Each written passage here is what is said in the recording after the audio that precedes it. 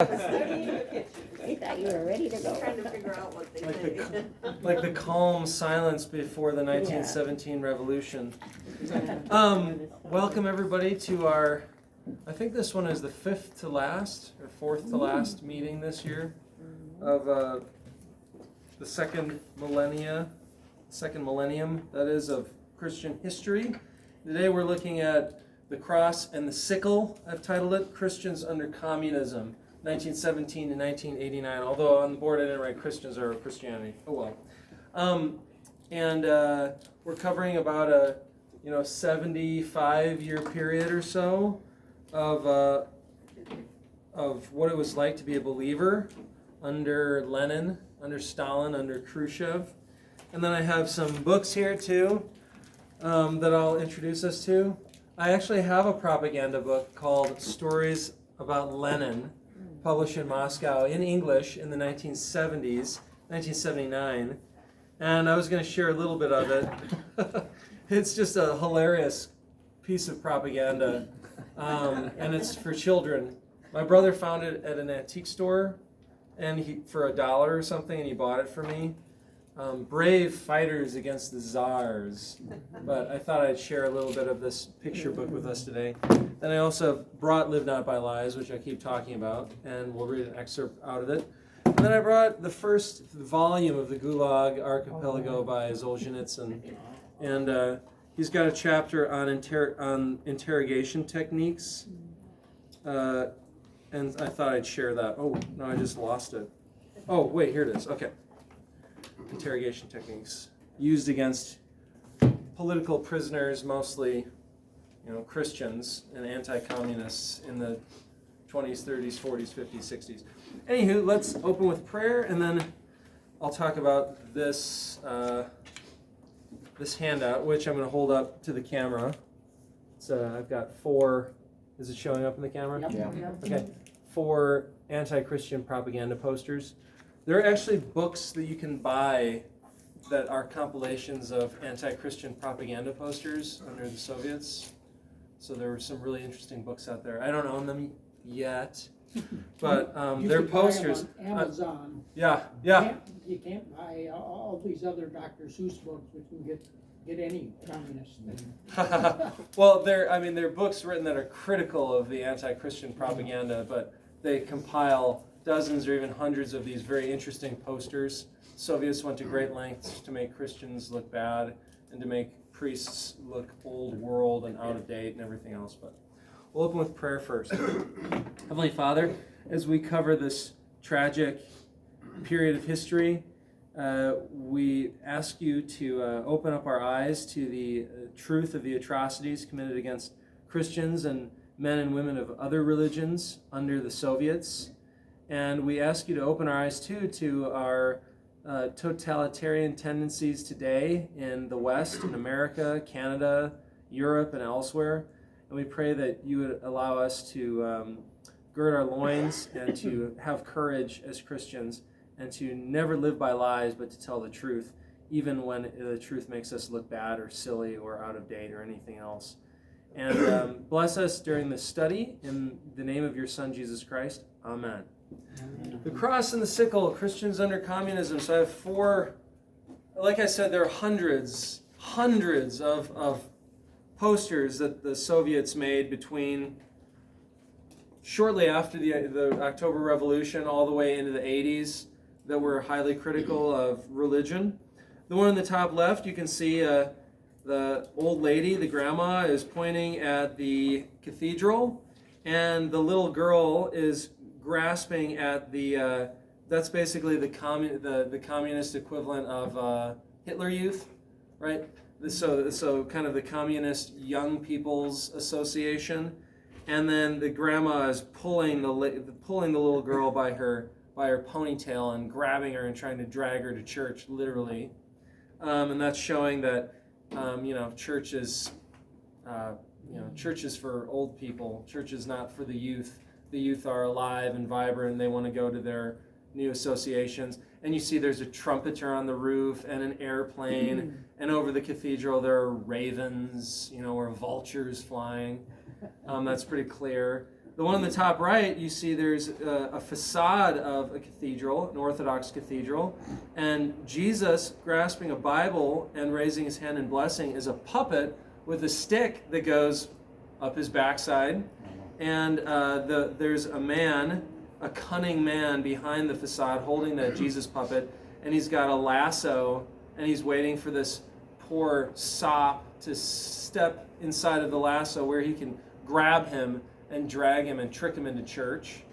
The one in the bottom left is funny. I mean, it almost looks like it'd be a parody or something, but it's not. This is an actual poster. There's a television there with, the newest Soviet rocket ship in orbit. And then this lady with a, is that called a babushka?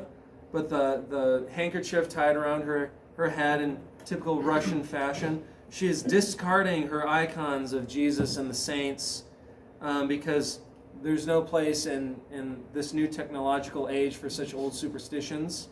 And the television is glowing, right? And it's this new idol, this new gateway to freedom and to progress and to modernity.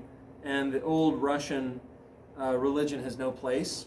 And then the one in the bottom right is pretty clear what that is. There's the priest with the rosary or the necklace around his wrist, and he's cranking the cross, or we could say milking Christianity for all that it's worth to generate money for himself and to generate money for the church and for other priests. And the Russian Orthodox Church is basically a scheme to acquire wealth and riches. And that's especially poignant because in the late 1910s and early 1920s, Lenin ordered that the assets of the churches be liquidated and confiscated, that the church riches and church wealth, vestments and chalices and tapestries and icons be stolen and then sold internationally to generate funds for the communist cause. And a lot of churches refuse to give up their wealth, refuse to give up their gold and their silver. And then, of course, they did that for religious reasons. But it was easy for the communists to turn around and say, no, they're doing that because they're greedy and Christianity is just all about wealth. Even though a lot of peasants in different small villages actually gave up their lives to defend communion vessels and vestments and icons and things like that. But no, this was kind of the refrain for 70 years that the church is just in it for the money. And there are so many other posters, you can look at them sometime on the internet. But it just shows you that there is an atheistic, anti-religion campaign that was not just part of one wing of the Communist Party, but was integral to the communist ideology. That if Christ that Christ cannot exist alongside of Bolshevism, or Christ cannot exist alongside of the proletariat rising to power and obtaining the means of production, et cetera, et cetera. And we're going to get into the origins of communism a little bit here too, when we talk about Marx and Engels. Sonia? On the top right one, the Jesus figure. Yeah. It's a skeleton and his robe is in rags. Is that where the God is dead thing started, or? Oh yeah, presumably, or it's also maybe making fun of the resurrection, showing that Jesus is actually dead. Okay. He's not alive, showing that old world religion is dead and out of date, and the bones of all the saints and all religious teachers are just lying in their graves, and this is just something old, dead, out of date, etc. Yeah, definitely. So, yeah, I mean, pretty. Does anybody have a favorite? I think my favorite's the bottom left one. I think it's just so ridiculous. Is this lady watching her TV and just deciding to throw out all of her icons? Alan? Well, the bottom right one reminds me of like the Davidians or what are those cults that when you joined them, you gave them all your property and everything. The leaders got very rich, and yes, the rest, once you're there, why you were kind of right hooked on. Right. Which, by the way, I just saw a headline yesterday that the BLM, co-founder. Oh, yeah, was she's just a millionaire, yeah, multi-millionaire. yeah, with her collection of mansions. So, and yet, on the BLM, About Us page or Beliefs page, Black Lives Matter, in case anybody doesn't realize. Oh, I was keeping it BLM so we don't get censored on YouTube. But their webpage, they talk a lot about communism, about their Marxist ideology, that we're all equal, that we should be sharing everything, that whatever. It's very clearly a Marxist organization, but she's got mansions. But Lenin had mansions too, and so did Stalin. And, all of these revolutionaries who, if you get high enough in your revolution, eventually you get to be a millionaire. So that's kind of the goal. Sounds very familiar with our political powers here in the United States right now. Mm-hmm. Yeah, all of you follow the rules, but I'm gonna go get my hair cut. Whatever. Yeah. That's gonna bring us back to this. People living above the rules. It's nothing new. But they never publicized how many millions of people they killed, murdered. Oh, the Soviets? Yeah, well. Oh, well, yeah, they didn't tell anybody. No. We know, though, between 12 and 20 million. All right, scriptural starting points. Let's go to John 15:18. If the world hates you, keep in mind that it hated me first. Yeah, I think that's just such a powerful verse. It's our Lord. This is in John, when my Bible is just all red for several chapters. But this is Jesus right after he's washed the disciples' feet, and he's kind of giving them his last words before his crucifixion and before his glorification and resurrection.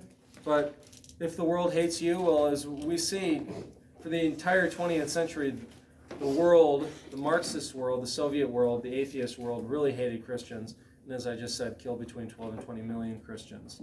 But because the world hates Christ.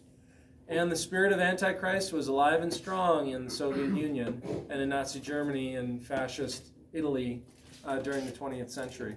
Let's go to Matthew 5:44. But I say unto you, love your enemies, bless them that curse you, do good to them that hate you, and pray for them which despitefully use you and prosecute you. So that's unbelievably common thing that we see with some of these new martyrs. The new martyrs are Russian priests and Russian lay people and Russian bishops who were killed in the early days of Soviet communism, and they're called the new martyrs now. There are thousands of them, but the number of them that actually reviled and hated the Soviets back, most of them died peacefully or silently, just like Christ, and it's very moving to read the stories of many of these martyrs under communism. And in the Gulag Archipelago and in Live Not by Lies, both Zolja Nitsan and Rod Dreher tell all these stories about these Christians who were, one I was just reading in Live Not by Lies is this Christian who had tuberculosis. This was in maybe the 50s, and he had tuberculosis in his prison cell, and he was just coughing up blood and phlegm constantly. But whenever he actually spoke and opened his mouth, it was to bless his prison guards and to share Jesus with them. So even though he's dying and coughing, he had no malice and no hatred, but he was just constantly blessing. And then he died, and he was kind of a nobody. Who's mentioned in Live Not by Lies. He was with Father George Calciu, who was where was Calciu from? George Calciu. He was like a Romanian Orthodox priest in prison, and he ended up writing a book of all of his experiences in prison in the 50s and 60s, and he just encountered these kind of random people, just Christian laymen, who exhibited such love and forgiveness of their enemies is just incredible. And there are millions of stories like that, of just all of these martyrs and confessors and nobodies, people who weren't famous but were persecuted terribly under communism and made a good confession. And then finally, let's go to 1 Peter 4:12 through 14. Dear friends, do not be surprised at the painful trial you are suffering, as though something strange were happening to you. But rejoice that you participate in the sufferings of Christ, so that you may be overjoyed when his glory is revealed. If you are insulted because of the name of Christ, you are blessed, for the Spirit of glory and of God tests the name of Christ. Because of the name of Christ, you are blessed, for the Spirit of glory and of God rests on you. There you go. It's kind of all about that. We mentioned, or Sonia mentioned, Richard Wurmbrand, who's a Lutheran pastor. He came and talked at Concordia in the 70s? 80s. In the early 80s, sorry. Yeah. The 80s. Richard Wurmbrand famously said, there are two types of Christians, believers and those who believe that they believe. And it's only under torture and suffering that the former is proven. So with Christians, they're either believers or people who believe that they believe. And torture and suffering and persecution finally proves which is which. But, someone, I don't know, has anybody ever gotten spat on or kicked or anything for being a Christian? Hasn't really happened to me yet. I've been made fun of on Facebook.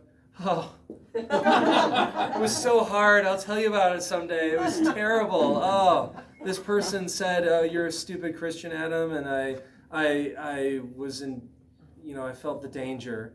No, that's all we've really experienced so far. But we're going to get to some stories later and talk about Zolja Nitsan again more. But So you were blessed. Yeah. Well, that's the thing is, our knee-jerk reaction when we're insulted or something is just immediately push back and attack back and, feel offended, right? But obviously we need to reframe that a bit, especially because, according to a lot of these kind of Christian thinkers right now and people who are feeling the pulse of our culture today, of our society today, times of persecution are coming. So, COVID vaccine passports. What else? Well, I'm going to get into that later. But Alan. Yeah, I was really disappointed when I took a graduate class down in Seward, here at our own college, and the professor, it was a biology type of class, and he was talking about evolution as though it were fact, and so there were 2 or 3 other people in the class, and we started speaking up. No, that's not according to Scripture. And this guy is supposed to have placed his hand or said when he became a professor that he would teach according to the doctrines of the Lutheran Church and Scripture. And the more we talked with him, the more he started to belittle the idea of that. Creation, what a stupid idea, and all that kind of stuff. And I was so disappointed that was somebody that was allowed to continue to teach at our college. When was the Russian Orthodox Church established? 10th century with the baptism of the Kievan Rus. I think the year is 977 for that, but it's a kind of a semi-legendary event when Saints Cyril and Methodius traveled up into Russia from the Balkans and then began preaching the gospel. And then famously, the leader of Kiev was baptized, so all of his subjects became Christian. And so Russia was a Christian nation from the 10th century all the way up until 1917 when it was made an atheist. Well, I went to a funeral in St. Paul once, and that was Russian Orthodox Church. Sure. Yeah. Russian Orthodoxy, is I incredibly read old. some of their material, and Yeah, pretty old. Yeah. Well, let's talk about the background to communism. Communism, a starting place, as I've titled it. Marx and Engels. Let's start with them. Karl Marx, 1818 to 1883. Lisa and I have been inside of his house. It's actually a really nice house in Trier, Germany. And then I think I grabbed a couple, maybe postcards or something. Or maybe I didn't, but yeah. We looked around, there's all this Marx apparel and merchandise, and I thought, who's this money going to? The estate of Karl Marx, or is it going to the working class? But his house in Trier is actually very nice. And Trier is interesting because Trier has a monastery that also contains the remains, the relics of Matthias, Saint Matthias, mentioned in Acts chapter 1. And then Trier also has a basilica constructed by Constantine in the early 4th century, and it's been turned into a church, and it's magnificent. And then Trier has a bunch of other cool stuff. But anyways, that's where Karl Marx is from. And Friedrich Engels, who's not from Trier, but from Barmen, if I'm not mistaken, 1820 to 1895. Those two men founded what is now known as Marxism, not Engelism, but Marxism, while writing and collaborating in England.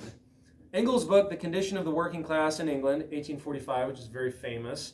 And then their co-authored books, The Communist Manifesto, 1848, maybe you had to read that in high school, and Das Kapital, 1867 to 1883, are all seminal texts for Marxism, the materialist social philosophy that divides the world between the bourgeoisie and the proletariat.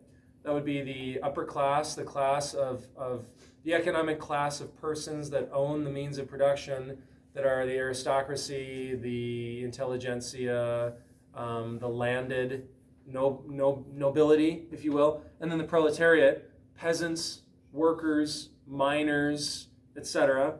And this philosophy advocates that the workers of the world unite to divest the upper classes of the means of production, thereby instituting a new communist society. So that's kind of Marxism in a nutshell. What's the difference between Marxism, socialism, and communism?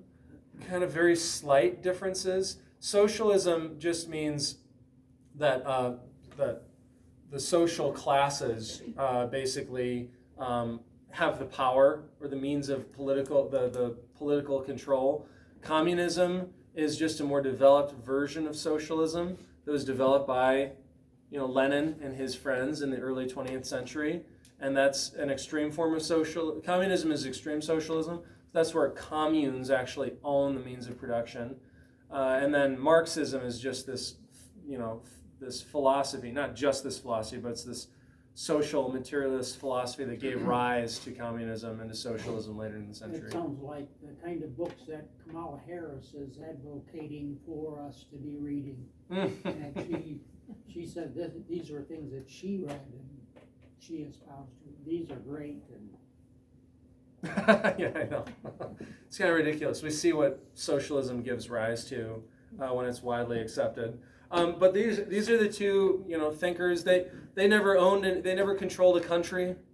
Marx was destitute basically for most of his life, and he never even had or maybe he did, but I don't think he ever had a professorial position at any university. He famously would go to the reading room of the British Library in London and would do all of his writing there.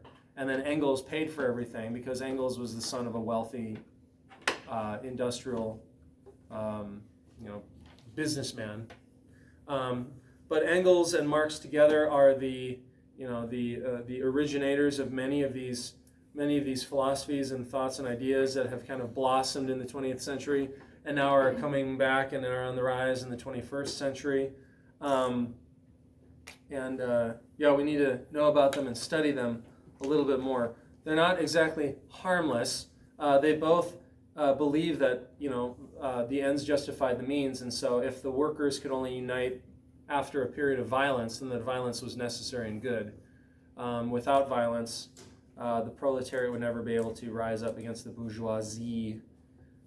Any questions or thoughts on these two philosophers, these ideologists? They're very important, of course, but like I said, they never actually pulled the trigger, so to speak, shot any Christians or fomented any violent rebellion, but their writings were so influential. Well, like any movement, there's got to be some groundwork laid, and this is it. Others are going to, whoa, that's a great idea. I can become powerful. And so they follow that idea. I think what's key with Marx and Engels is that they were two of the first men or two of the first important thinkers to really develop this economic view of history. So up until Das Kapital or up until the Communist Manifesto, no one had really thought about history in just completely black and white economic perspective. So they broke down all of history between the struggle of proletariat against bourgeoisie and bourgeoisie against proletariat. That is, the lower class against the upper class, or the working class against the landed nobility. And they basically explained all of human history by this struggle between the working class and the upper class, or the aristocracy. And they could boil down anything to this struggle. So basically all of human history is a series of power, right? Power structures competing against each other for the upper hand in, money, production, capital. Yes, it's something like our governmental employees, they're unionized like in our state and county. And they have power on the governor and the county commissioners. Mm-hmm. Yeah. That's actually a good point. For Marxism to work as it worked in Soviet Russia, you need a huge civil service force, of all these commissars and governors and people working for them, and the bureaucracy is just enormous under communism. And so if you have an increase in the size of a bureaucracy in a democratic nation like America, it's probably a warning sign that communism is on the rise. Well, in our, 60 years ago or so, we had this notion in our country where monopolies were a bad thing, and we kept breaking up large companies so that they couldn't control so many things. Yeah. And that kept this kind of thinking down in our country. But right now, we did away with that kind of idea. Mm-hmm. And so we have some companies that have just gotten tremendously huge, and they're just like Coca-Cola. They don't just make pop. They are so spread out into everything else that they own such a big chunk of our economic thing. They're right now, all those big companies are saying, we can control this country. Oh yeah. And Amazon, it's putting all kinds Oh, of yeah. people out of business, and I've decided I don't want to keep supporting them. So there was one of the senators who proposed a new bill to start breaking up these big monopolies because it's hurting our country. Yeah. Well, it's past that stage. China is buying us out. Yeah. Mm-hmm. Yeah. They own the Worthington JBS packing plant and the one in Sioux Falls that I know of. Hmm. Yeah. And Yeah. Who knows guess what else? where the meat goes. Yeah. Yeah. Now. Well, I told a few people that, how the United States can recover their money is sell everything to China and then nationalize it like the Middle East did with Yeah. all oil wells. Sure. Our companies that went and built all that stuff lost billions of dollars, Let them buy it, nationalize it, give it back to the original owners. Debt free. Man. Yeah. Yeah, it's quite a conundrum that we have found ourselves in now with communist China. Did Karl Marx write the book Propaganda? There is a book called Propaganda on my shelf by Jacques Ellul. So that's a critique of propaganda by a Christian philosopher, Jacques Ellul. And it's Propaganda, the Formation of Men's Attitudes, I think. And it's I think it was written in the early 50s. And that's kind of the classic treatment on propaganda and the kind of the seeping in of politics to every area of life, which is what we're seeing now. Everything is becoming propaganda now. Even children's books. Go to Barnes & Noble and look at the featured shelf of children's books about Kamala Harris, for example. And what those books don't say about her. Yeah, but Propaganda, the Formation of Men's Attitudes by Jacques Ellul is kind of the classic. Okay. What I think I know about that book, I Uh-huh. haven't read it, but what I think I know about it is that its overall tone was how to control the masses. Yeah. And that's where I think we are as almost a world and a country today, how you control the masses. Yeah.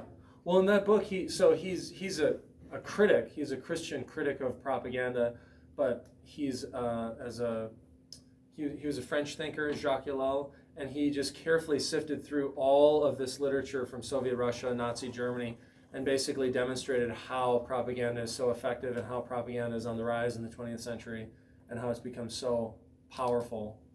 But yeah. Okay, let's talk about Lenin, whose real name was Vladimir Ilyich Ulyanov.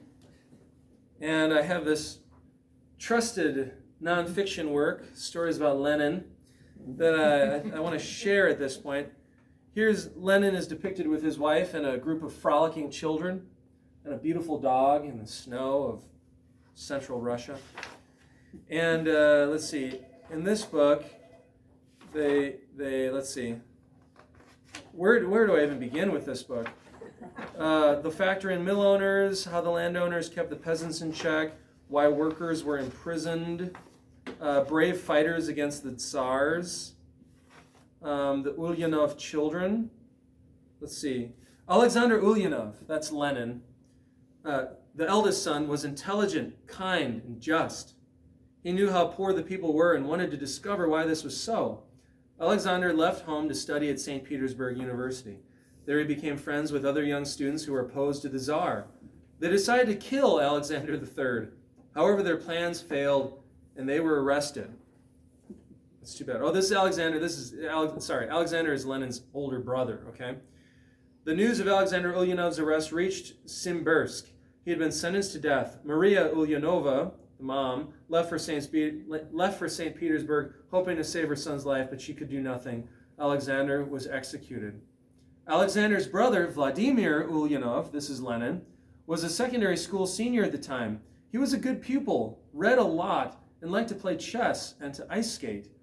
When Vladimir learned of his brother's execution, he was overcome with grief. Sorry, I should be holding it like this.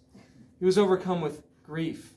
Then he began to think about all that had happened. He understood Alexander. Indeed, one could sacrifice one's life for the good of the people, but was that really the best way to live? It's not only a matter of being ruled by a Tsar, Vladimir said to himself. If you kill one Tsar, the rich will simply put another one in his place. The Tsar, the rich landowners, and the capitalists are so powerful because they own the land, the factories, and the mills. That means that the land, the factories, and the mills should be given over to those who work. But how can this be done? Who will be able to do this? And as this children's book goes on, it shows how Lenin rose to prominence with a group of his friends in St. Petersburg, and, all these people, including Trotsky eventually. And then eventually Lenin rose up to become the chief spokesman of this radical far-left group and began to lecture and write and publish widely. And then he became a respected leader of the working class. Doesn't talk about his pogroms and following the revolution in 1918. How his policies led to the execution of 10,000 priests, monks, and nuns in Russia. The irony that this is a children's book. Yeah, it's a children's book. Just look how friendly he is there in his car with all these children. Get them while they're young and they'll never know that they've been brainwashed. Exactly. But Lenin lived 1870 and 1924. He was a Russian social theorist and revolutionary who was the founder and first head of the Soviet Union. As a youth, he was regularly involved in radical and subversive student political circles and was hardened, as we learned from this children's book, when his brother was hanged for conspiring against the Tsar. His brother was building a bomb with some friends. They wanted to put it underneath the Tsar and blow him up, basically. And he got hanged for that, as people were hanged back in the day for conspiring to kill a head of state. Eventually, Lenin rose to become the chief Marxist theorist in Russia and one of the ringleaders of the 1917 revolution. Under Lenin, the Red Terror, 1917 and 1922, led to the arrests, deportations, and executions of tens of thousands of Russians, mainly Russian Orthodox Christians, but also other dissidents. So members of the aristocracy, friends of the Tsar, who was executed along with Anastasia, right, and his family in 1917. Muslims, Jews, other atheists who are critical of communism. Many thousands of them died under Lenin. And following Lenin was his friend and his mentee, Joseph Stalin, 1878 to 1953. Joseph Stalin was a Russian revolutionary, secretary of the Communist Party, and eventually the sole dictator of Soviet Russia. Mentored by Lenin, Stalin rose to become a chief spokesman and strategist for the Bolshevik far-left faction. In 1905, during the failed revolution, 1905, there were various Marxist factions in Russia, and the Bolshevik faction was the one that Lenin, Bolshevist, but the Bolshevist/Bolshevik faction was the one that Lenin became the head of, and that Stalin was involved in, and Trotsky and these other guys, and then eventually that displaced all these other leftist factions and became the biggest faction and opposed the Tsar, and then rose to power in the October Revolution of 1917.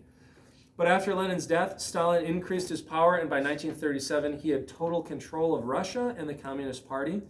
Stalin's Great Terror of 1934 to 1938 led to mass imprisonment and execution, especially of the old Russian landed class called kulaks, who were directly targeted. So kulaks were a class of landowners, big owners of farms, mines, etc., all throughout Russia. And the kulaks were seen as part of the bourgeoisie, and they were directly targeted in the 1930s, even though they were able to survive in the 1910s and 1920s by just, paying lip service to communism or to Lenin. Eventually they were targeted, and then their farms and their properties were broken up and distributed to peasants who didn't exist anymore. So comrades, right? Just regular Russian people. I'm thinking that a bunch of these miners and stuff actually were people that came from Germany, because they were the big mining groups, and that they went up to Russia to kind of get their own stuff going again. I don't know if that's true or not. Yeah, sure. I mean, Germans, for the longest time. Well, before Poland existed, it was Prussia, right? And Prussia bordered Russia, and so Germans would, go to, and there were Lutheran churches established in Russia before the revolution, and then there were Germans emigrating to Russia and converting to Russian Orthodoxy. There are several German-Russian priests who were targeted by Lenin and Stalin. Yeah, I don't know the numbers, but many Germans lived in Russia. Let's talk about the church under Soviet communism. I've already said this number, but I'll just say it again. Estimates regarding the number of Christians killed by the Soviets range between 12 and 20 million, including around 100,000 clergy. And Soviets seem to hate Baptists and Lutherans and Protestants the most. Especially Baptists were targeted because Baptists were seen to have strong ties to the United States and to kind of free-thinking circles. The Orthodox believers, up until atheist communism came in 1917, every Russian was considered to be an Orthodox Christian, right?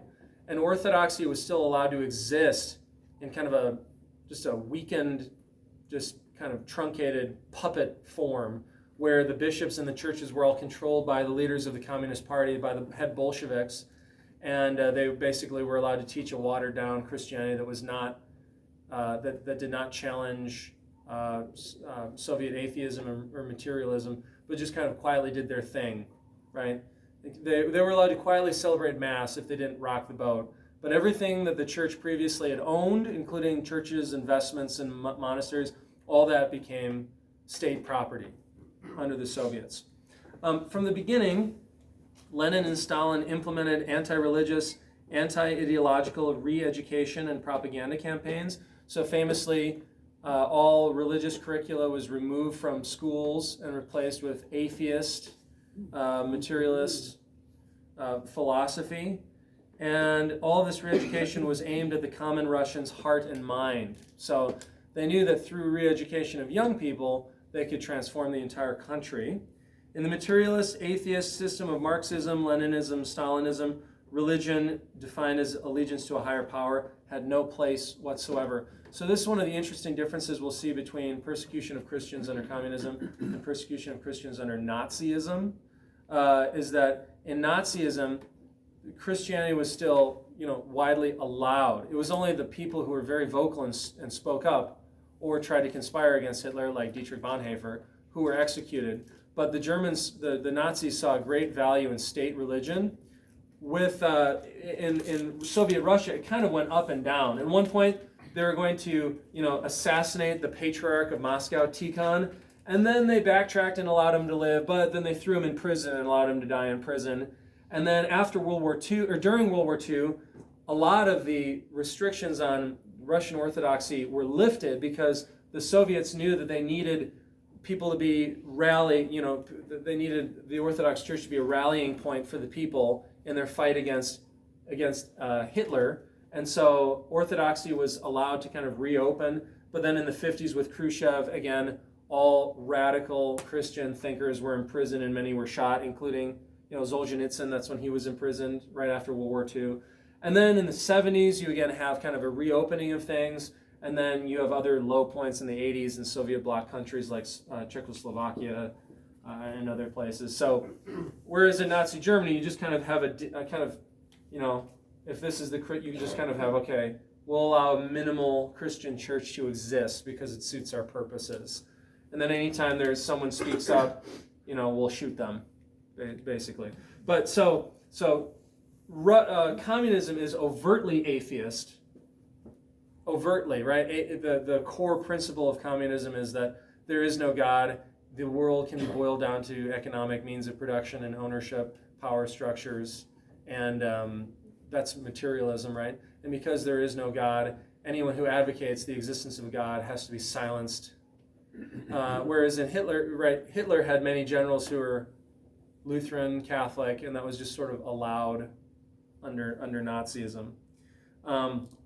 In the years immediately following the revolution in 1917, many notable church leaders were kidnapped and killed. This period is now referred to as the 1917 and 1922 anti-religion campaign. That's really terrifying if you ever read about that anti-religion campaign. That the man that Lenin appointed to kind of lead that was sort of like a Heinrich Himmler and just sort of did his own thing and appointed his own puppets and sent these agents out into villages and towns, and that's when they confiscated icons and vestments and gold and silver from churches, and that's when a lot of just lay people and priests were shot, and whose names we'll never even know. Church properties were confiscated, church buildings became state properties, monasteries and schools were shut down. In 1918, the Patriarch of Moscow, Tikhon, excommunicated the entire Soviet leadership, and that's when Trotsky said, hey, we should just shoot him right now. But then Lenin said, if we shoot him, we'll make him into a martyr, and people will rally around Tikhon as a hero, so we're going to imprison him. And then he ended up dying in prison. Alan? Oh, okay. So that anti-religion campaign, I forget the numbers for that, but around 100 or 200,000 Christian lay people, priests, monks, nuns, bishops, metropolitans like an archbishop, the Metropolitan of Kiev. A lot of them were shot, tortured, drowned, things like that. And then in 1922, that's an important date. That's when the first gulag was established, basically. The Solovky Camp was established on the site of an old monastery on an island in the White Sea in northern Russia to serve as a prison for political enemies, mostly religious leaders and teachers. Zolja Nitsan called Solovky the mother of the gulag. Thousands died here under terrible conditions, and the camp closed in 1939 and was converted into a naval base or something like that. Keep mentioning Zolja Nitsan. So this is him. He lived 1918 to 2008. It's the same year my grandfather was born. And Zolja Nitsan was a journalist, historian, novelist, and political dissident. He's one of the most important writers of the 20th century, I would dare to say. And his 3-volume masterpiece, of which this is the first volume, The Gulag Archipelago, published 1973, exposed the Soviet Union, the Soviet system, rather, for its crimes against humanity. His novel, One Day in the Life of Ivan Denisovich, 1962. Anybody ever read that one? That's a really good novella. It's about 110 pages or something like that. That's a great book because it covers one day of this man's life in a gulag. So he wakes up, he gets his handful of gruel, he has to go work in this factory, and then he goes back and he's lying in his bunk, and then I think his bunkmate is a Baptist, And the book ends with his bunkmate, the Baptist, telling him about Christ. And then Ivan just kind of falls asleep, and that's the end of the book. But it's a really great book.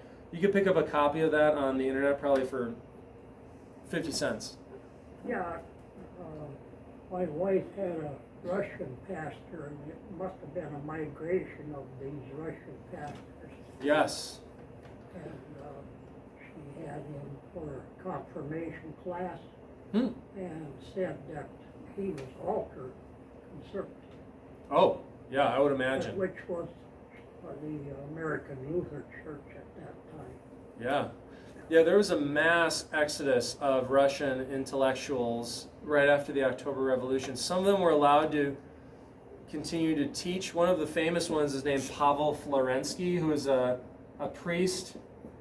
Oh my gosh, this guy. He was a priest, a scientist, a philosopher, a dad of a bunch of children. He made a bunch of interesting scientific discoveries. He was a genius. And in 1917, the Bolsheviks said, okay, you can't talk about Jesus anymore, but we'll still allow you to teach science class in this university. So I said, okay, I'll go teach science class. And he showed up every day in his full priest regalia, his cassock and a gigantic cross and an icon. And he'd go and teach his science class every day like that. But then eventually, I think in 1928, he was taken to Solovky Island and then shot. So Pavel Florensky is but there's so many men like that. Another one of my favorite guys who's pretty weird, but Nikolai Berliazev. He died in 1946, and he was forbidden to speak anymore after the October Revolution because he was an outspoken Christian philosopher and who was highly critical of communism and was more of an anarchist, if anything. He'd kind of be like a modern day, not libertarian, but almost like that. But he was put on a boat, and there's this famous boat called the Philosopher's Ship that had something like 1,000 clergy, bishops, intellectuals, philosophers, and it was sent from Russia to northern Germany, and then they lived there for a few years, and then almost all of them emigrated to France and lived in Paris. And that's where, in Paris, a bunch of Orthodox seminaries and schools and churches were opened up in the 1930s by Nikolai Berliazev and all of his friends because they were kicked out of Russia. Thankfully, they didn't get shot like their friend Pavel Florensky. So basically, Hitler picks up all the stuff from what was going on in Russia and advances it a little bit more to become the Communist Party and all the stuff that he ends up doing. Yeah, I don't know how. So at this time, this is also the time of the Russian.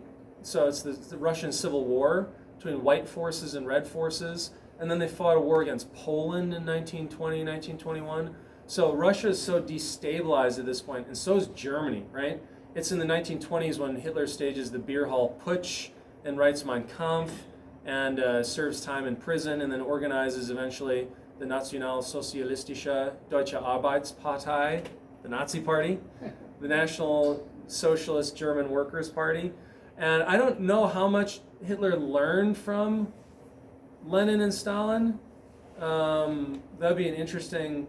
I'm sure someone's written a couple books on that. But I think he kind of operated independently of communism, especially because Hitler famously hated communism, right? Even though it's called the National Socialist Party, it's a far-right party where the Bolshevik Party was a far-left party.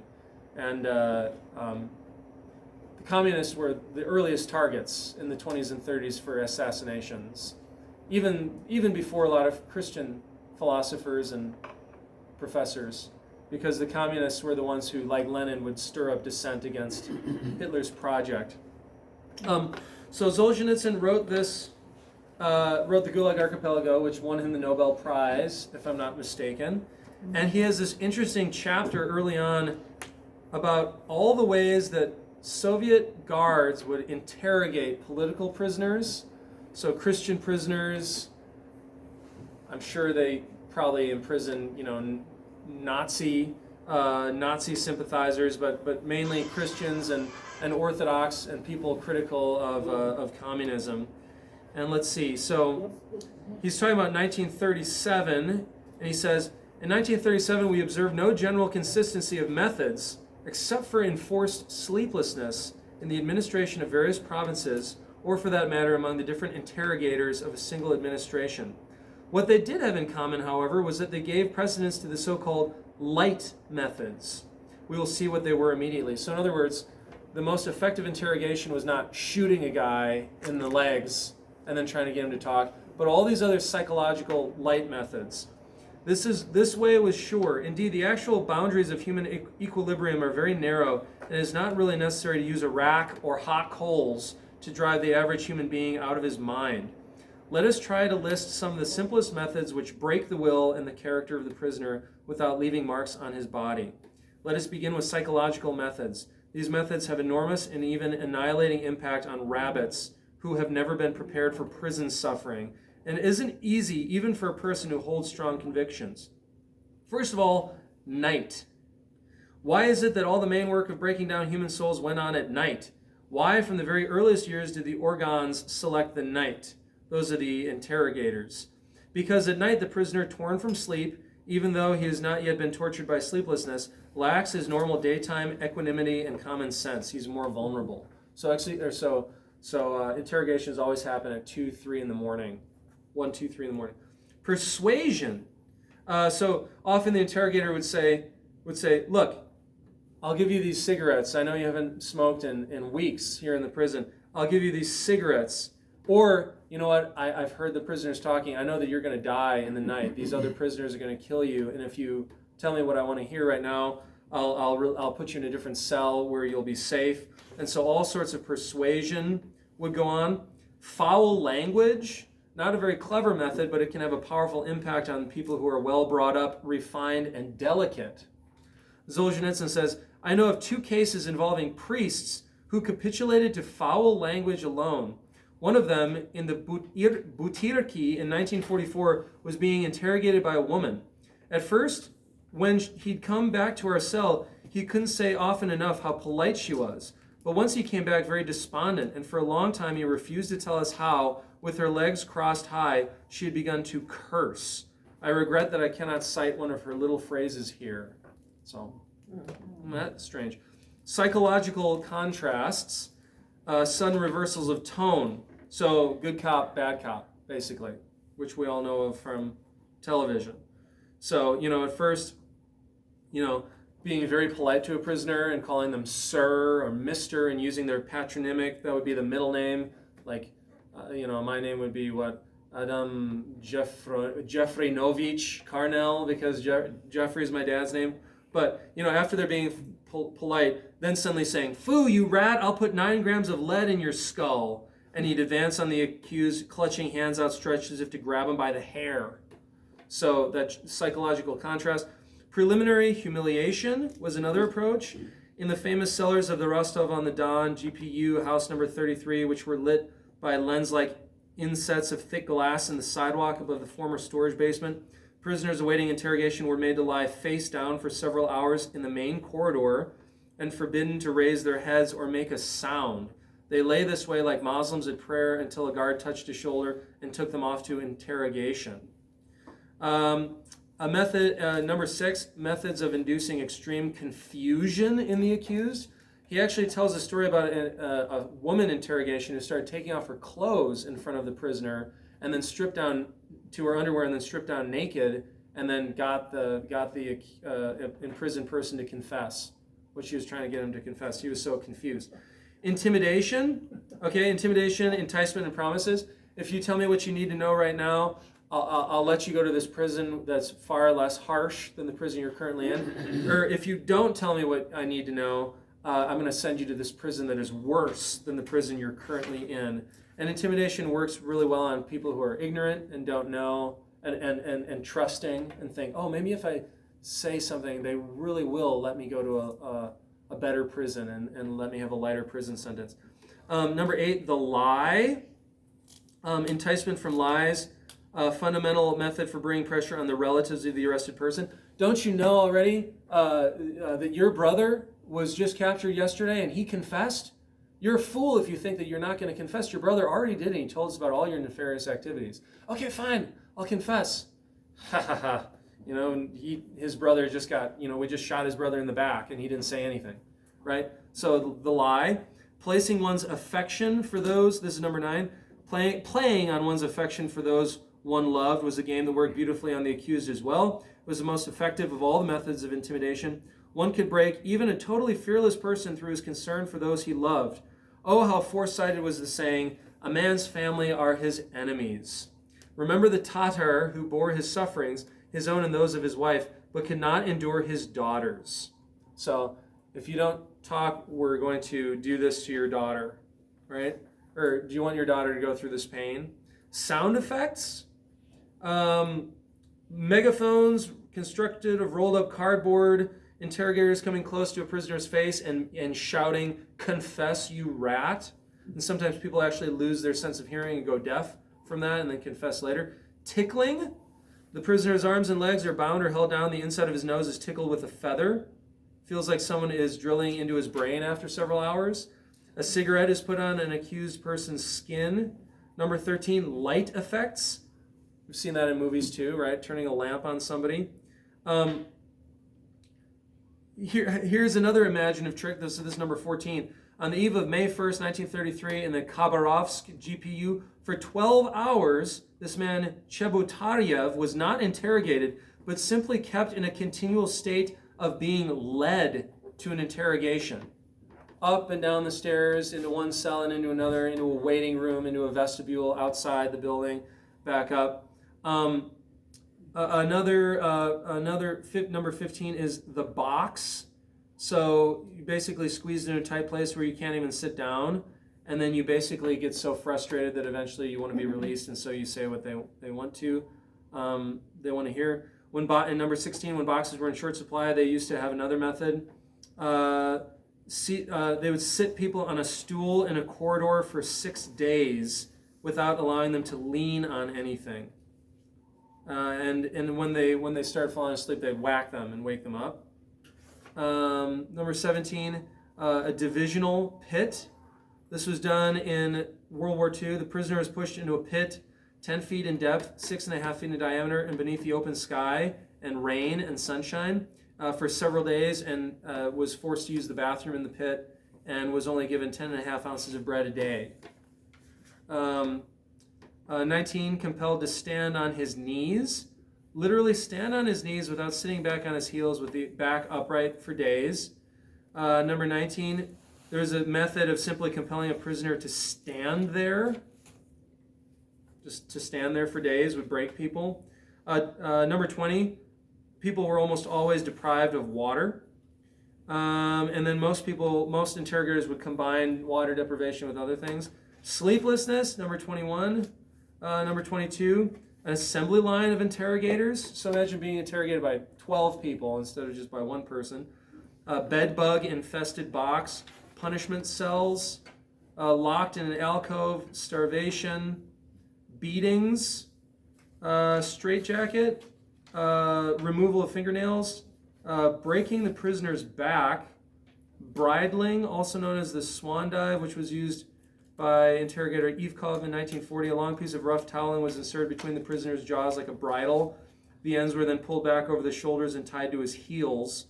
Just try lying on your stomach like a wheel with your spine breaking without water and food for 2 days. And then he says, is it necessary to go on with this list? Is there much left to enumerate? What won't idle, well-fed, unfeeling people invent? So, horrifying. I was thinking, I don't know if that's the name of the movie, Dr. Zhivago or Oh yeah, Ryan. Dr. Zhivago. Anyway, they had a whole bunch of those scenes depicted in that movie about that kind of interrogation. Yeah, I'm sure other movies have done that too, but it's just so chilling. While he was in this prison camp, Alexander Zolja Nitsan was asking some other people, the older men, how did it get to be so bad? And their answer was, because men have forgotten God. That is why all this has happened. Mm-hmm.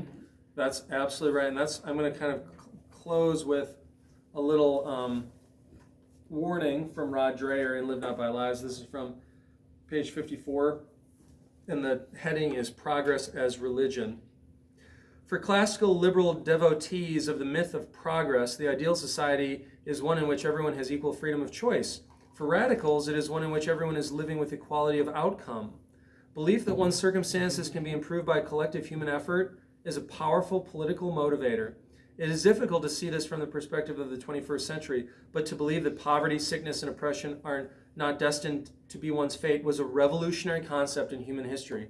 It gave people whose ancestors had scarcely known anything but want and suffering hope for the future. Marx likened religion to a drug because it blunted the pain of life for the masses, and in his view took away from them the consciousness that they had the power to overturn the social order that immiserated them. Unlike progressives in the classical liberal tradition, Marx and his fellow radicals promised that radical politics, harnessing the power of science and technology, really could establish heaven on earth.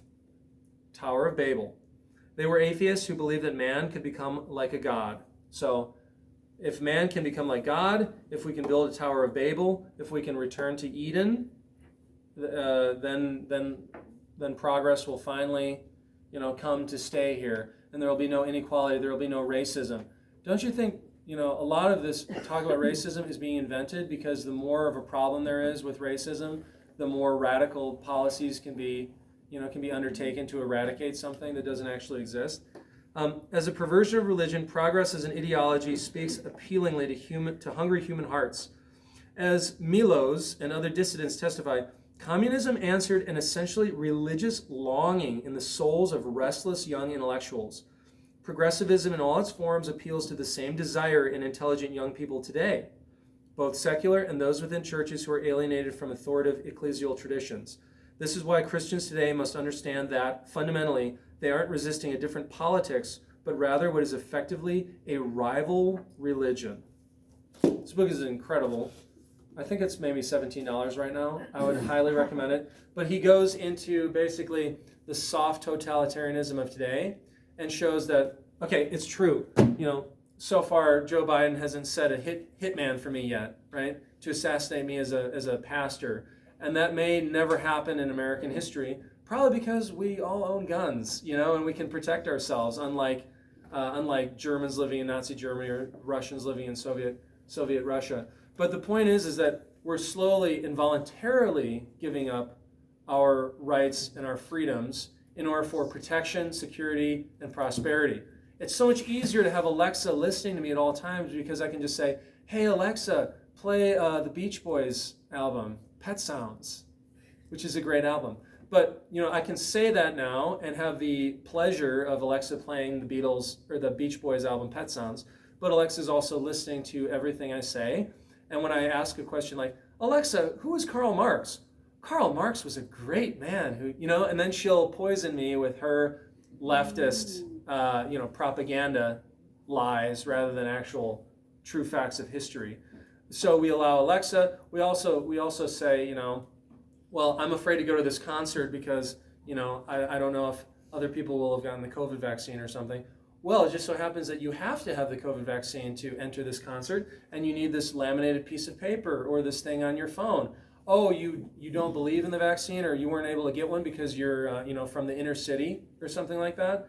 This is going to hurt, by the way, minorities the most. Then you can't come in here. This is just for, the people who have done this. You can't travel. I've already mentioned this, but, businesses. Oh man, there's this new thing. What is it called? The Wellness Initiative or something, endorsed by a bunch of Hollywood actors and elites. And you get a sticker on your business that shows that you're complying with COVID procedures and that you and your employees have all been vaccinated. And if you don't have that sticker on your window, you're immediately suspicious of wrongdoing, right? And there are other similar things involving LGBTQ, transgender stuff.